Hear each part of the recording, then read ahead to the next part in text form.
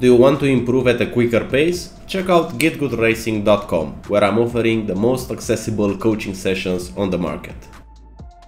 Now for the track guide. For turn 1, what you want to focus on is the white line that's gonna appear slightly before this curb. So you will see this white line, and this is a great reference point. It's just slightly past the 100-meter board, but it's a best reference that you can use since you can see it from the inside line as well. So no matter where you are on the track, you can still see it. Now, well, obviously, whenever it's gonna be the first lap or whenever you have some people in front of you driving, you might not be able to see it. So I always say that it's best to have as much references as you can for a corner, because that's gonna help you in some edge case situations like this. So whenever you have some cars in front and you can't really see the white line, you're gonna use the 100-meter board and the beginning of the curb, because this line, it's almost in the middle of the 100 at the beginning of the curb. Now, in terms of braking, we want to brake quite hard initially, so picking 96, 97 and then dropping quickly, and you want to be very close on this curb to open up, but it's super important to pick high initially and then bleed it off. You have to brake really hard if you're gonna brake this late.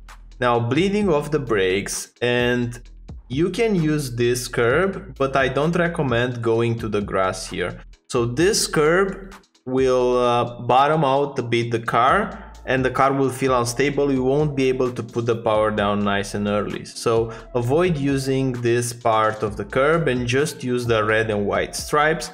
Hook the car around it, and then it's almost instantly going on throttle. I have a slight modulation on throttle here, but overall this is something that you should aim for.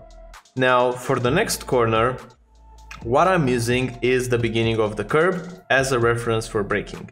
So I'm gonna brake on the curb to open up the corner as much as possible. So I'm aligning myself with the grass here in this part of the track.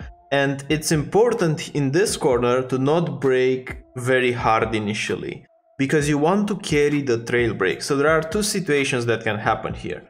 If you're gonna brake very hard, you will end up at the curb with lower speed, but you still can't put the power down, and you have to wait for few frames. Like for example here, I have a moment in which I'm neither on throttle nor on brake. So this is a small mistake, but small mistakes like this add up in other corners as well, and this is how lap time can be lost. So what I would recommend instead is to peak less braking initially. So you see here that I peak around 70, peak around 50, and trail brake a bit longer so that you won't stop the car this soon on the track, and then you'll be able to go on power without this small gap. So I realized it after did more laps and did not record them, but this is one of the cases that can happen. Now the second case in which you can do a mistake into this corner is to be too afraid to put the power down on exit. Because on the exit with this high downforce car, I mean, this is not a very high downforce car, but still it has some wings. It's not like a GT car. So you really want to push the car to this curb.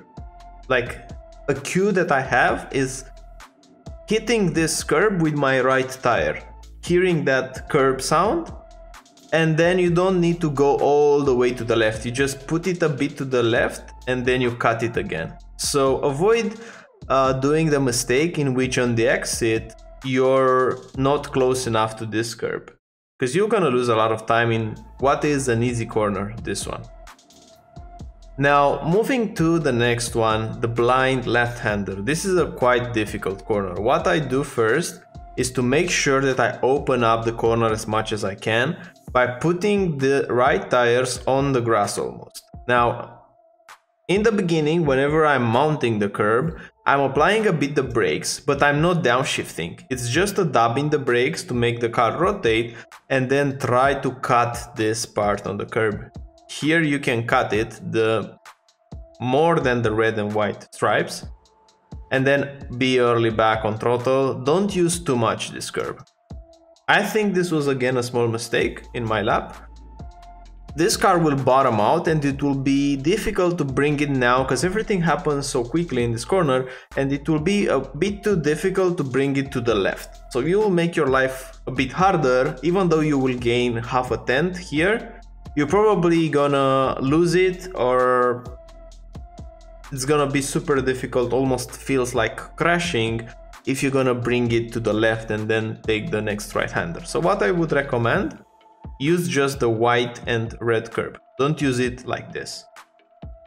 Sometimes it will happen because this blind left-hander is quite tricky to take it consistently the same because you don't see it.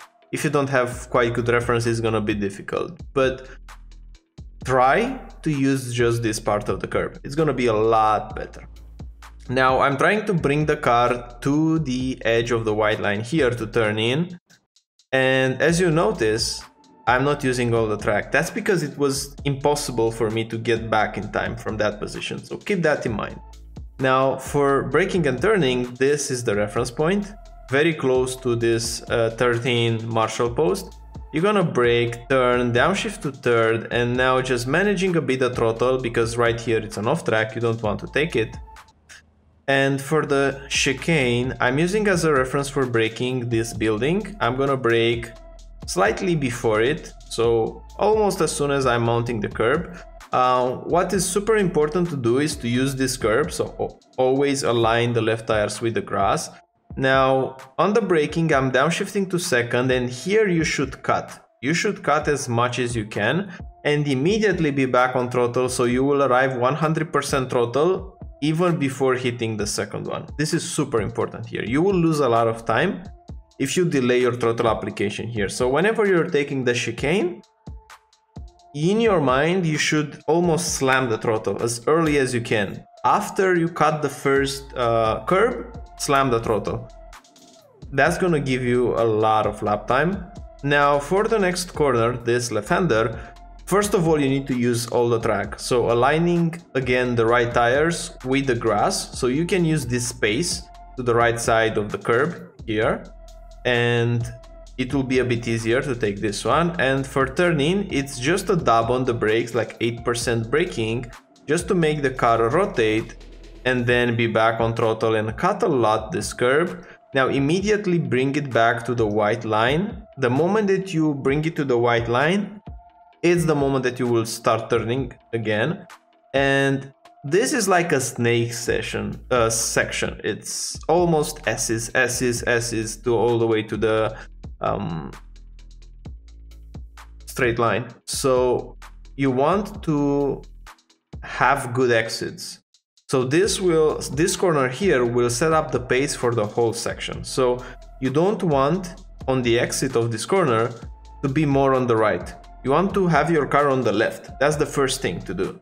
Now, if you have this is the first checkpoint. The second checkpoint is to bring the car all the way to the white line, turn, and take a late apex on this curb. You can use a bit this curb, but I don't recommend it. This was a small mistake from me. Don't go over it because it will bounce the car more forwards, more onto the outside. And I have to delay my throttle application, as you see here with this plateau and dropping the throttle.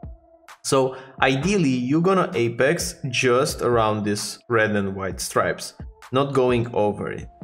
Now, the off-track limit is having a bit more the left tires to the left. It's quite difficult to say, but I think if you're gonna have the antenna just a bit here, it's gonna be an off-track. So definitely try to play and find where the off-track limit is. It's quite difficult to say it.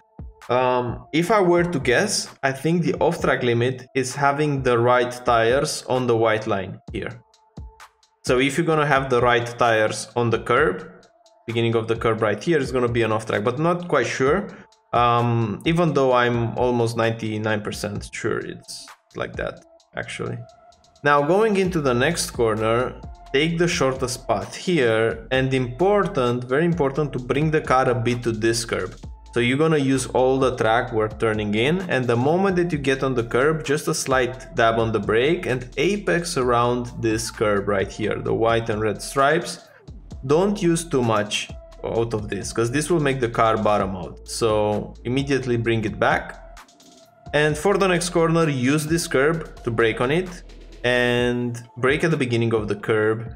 Open up as much as possible. And now when going into the corner with third gear, our goal will be to cut as much as we can this curb. So cutting it all the way and putting the power down at the curb. This is very important here to gain the momentum. So, or on the curb, and at this point already back on throttle. If you're gonna be back on throttle around here, this is way too late. It means that you braked way too late. So brake nice and early so you'll be able to put the power down. The next corner, the grip levels are gonna be quite low in this corner because you're gonna trail brake a lot. This is a long corner. So to set up the entry for it, you have to use all the track. So I align myself so that under braking, I'm gonna use this curbing right here. You can try to use even more than that. Maybe it's gonna be worth it. So braking at the beginning of the curb, trailing in the lower percentages, and delaying the apex as much as I can, giving it a bit of throttle in between. And then I want to arrive at this point with the car like this, because for the last corner, you will need to have time to bring the car to the left side. So I'm using this Marshall post, and the moment that I'm past it and I'm starting to see this white line, the pit entry line right here, I'm gonna apply the brakes. It's just a dab on the brake, and right now rotating with the brakes. It's very important with this car to rotate with the brakes. The brakes and the throttle to rotate more than the steering wheel. This is gonna, you can really take this corner and not lose a lot of time, because this is a big straight. You really want a good exit out of this corner. But in short, that's a track guide for F4 with this week in Hungaroring. I wish you have a great week ahead, and I'll see you on the next one. Bye bye.